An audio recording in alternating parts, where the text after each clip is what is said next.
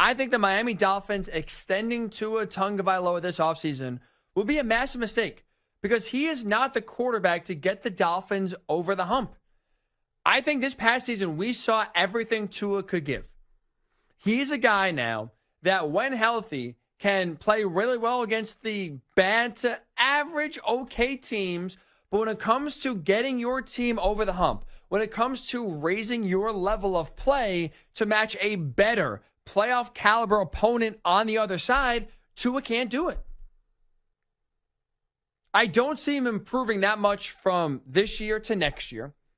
I think we saw in 2023 what Tua is as an NFL quarterback, which is a guy that plays well against bad teams, can't play well against better teams, and thus leaves you wanting more, leaves you with a Super Bowl caliber roster that's going for right now, leaves you as a playoff team that maybe could win one playoff game. Maybe. Nothing more than that. If you're the Dolphins, I think you owe it to yourself to do better. I think that means not extending Tua this offseason and instead trying to get someone else in there that can get more out of this offense than Tua could get.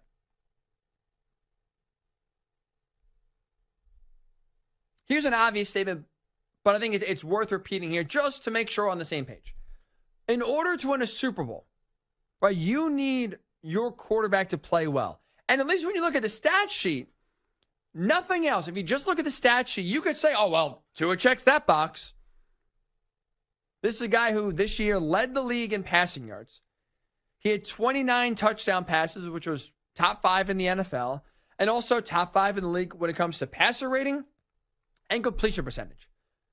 But here's why those stats are deceiving. Why, if you look at the box score, that doesn't tell the whole story. While the overall season stats look like, oh, yeah, well, Tua could be the quarterback to lead you to the Super Bowl. If we dive in and actually look at the 7 games Tua played against playoff teams in 2023, those stats tell a very different story. Dolphins this year, including the playoffs, played 7 teams that made the postseason. They went 1-6 in those games. A large part of that because Tua played very poorly in those games against elevated competition. I mean, his stats, listen to this. Again, remember the impressive, some league-leading stats Tua just had overall? Well, when you look at the 7 playoff games, or 7 playoff teams, I should say, Tua's played this year. He's, in those 7 games, thrown 8 touchdowns to 7 picks, averaged just 227 passing yards per game. Compare that to the 272 average he had for the entire season. So almost a 50-yard drop-off when playing against playoff teams. Had an 80.5 passer rating, 20 points lower than his season average. And the Dolphins offense as a whole averaged just 16.1 points per game, 13 points lower than what they averaged for the season. So Tua can play well against the bad teams and really light up the scoreboard. But when you need him to play well, when you need your quarterback against better competition to step up and play well, Tua has routinely fallen short. 7 games is not, that is, to me, is a big enough sample size. It's not one game. It's not, well, there's some, extenuating circumstances or some factors that contributed to it. There was every reason why Tua should have succeeded. 7 playoff teams faced in 2023, 1-6, and Tua's stats drastically dropped when playing better competition. How can you think he's the guy? How can you extend him, give him more money, and believe he is the guy to get you to the Super Bowl? I don't see it. So I don't understand, if you're the Dolphins, why you think that extending Tua is in your best interest this offseason. I mean, the Super Bowl window is like right now. Right? Like it's win, or it's really Super Bowl or bust. It was that this year. It is that next year. Because the way the Dolphins are built, they are built to win right now. Tyreek Hill, right, your number one guy, he is in his prime right now. He's not a young, up-and-coming receiver. He's not Jamar Chase, where there's still room to grow and a lot of years left. He is in his prime right now. Raheem Mostert breaking the franchise record for rushing touchdowns in Dolphins history this past year will be 32 next year. I mean, basically 100 in running back years. He doesn't have many good seasons left of elite play like he had in 2023. He went out this past offseason, went all in on Jalen Ramsey. Like, every move the Dolphins made showed you, hey, we are trying to win now. Not building to win in 2 or 3 years. Built to win now. So not only do I think that Tua is not the quarterback that can allow you to win right now, you also, if you're Miami, don't have the time to figure it out. Like, if you were to say, Ryan, hold on. We saw 1 year. Let's see what he can do in 2024. Let's see if he can build off of Mike McDaniel's, build off of the momentum from this season and see if he can improve next season. Here's the thing. The Dolphins don't have time to figure that out. Clock is ticking. Again, Tyreek Hill, Jalen Ramsey, Raheem Mostert, those guys don't have a year to, well, I can't say the phrase that a lot of kids are saying these days now, but I can at least say the PG version. You can mess around and find out. The Dolphins don't have a year to mess around and find out if Tua can be the guy or not. I think you already should have made that decision based on what you saw in 2023. And that is Tua, not the guy. Not the guy to get you to a Super Bowl, which means he is not the guy you can give a contract extension to. The guy whose opinion matters the most in this conversation is Dolphins GM Chris Grier.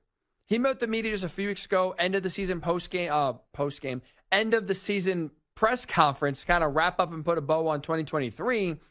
That's one of the biggest pressing questions down in Miami. What will the future of Tua be? Do you want him here? Do you want someone else here? Chris Grier's asked, basically, are you going to give Tua an extension this offseason? Well, here's what the Dolphins GM had to say.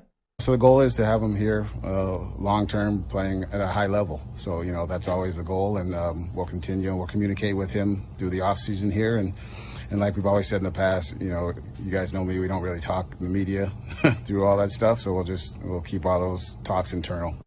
Goal is to have Tua here for the long haul. I think for me, that's the wrong move, especially when you have to factor in the financial aspect.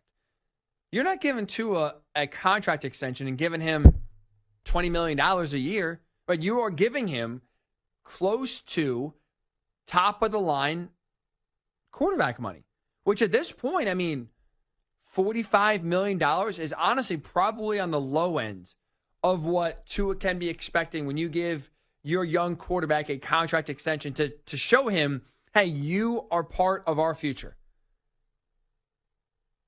So if we just say it's $45, $50 million, can you right now truly feel good and confident that if you give Tua $50 million a season, he's going to be the guy to get you over the hump? I mean, he can't get you over the hump now with Tyreek Hill, with Raheem Mostert, with Jalen.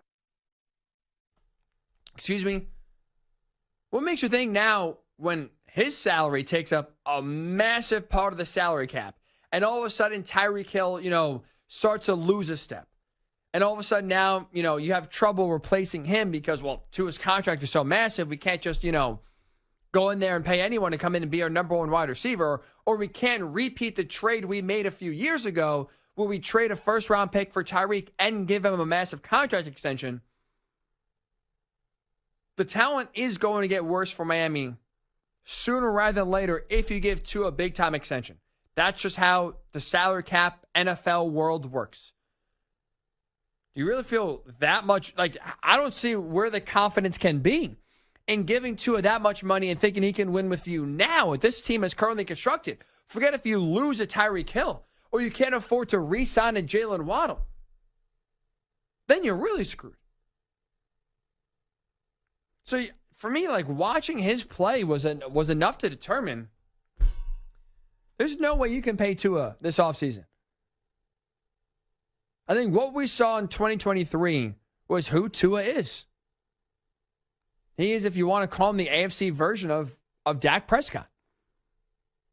He can play really well against bad teams. He can light up the scoreboard against the Panthers, against the Jets, and make you look silly. He can play pretty well against average teams in the league. But when it comes to elevating your play, when you play playoff caliber teams, when it comes to taking it to the next level and just flat out not being the reason why your team can't win a big game, Tua's failed to show that. Go back to any of those 7 playoff games. Or I keep saying that, sorry. Go back to any of the 7 games they played this year against playoff teams. Chiefs twice, Bills twice. They beat the Cowboys, so maybe that is the best example, or not the best example, but it's not like the offense played well in that game anyway. Ravens, Eagles. Go back to any of those games they played against teams that made the playoffs in 2023. You can't say, well, Tua played well enough and this part of the team let him down. Every single game was the offense. Sure, the defense got smoked in a few of those games, but the offense gave them no chance. The offense gave them no chance to succeed. So if that's been a common theme where the best teams in the league come to town or you go to them and you can't play, you can't get your offense, which has torched bad teams, you can't get them to score 24 points, you're not a real contender. And you got to make a change at quarterback. I don't look at Tua as the future. I don't look at Tua as someone that could win you more than one playoff game, let alone get you or win you a Super Bowl. Which is why when he talks about expecting a contract extension, when we just heard Chris Greer talk about, hey, we want Tua here for the long haul, I think they're making a big mistake. Tua showed you who he is, and I think right now, if you're the Dolphins, you absolutely cannot give him a contract extension this offseason. You have to look elsewhere.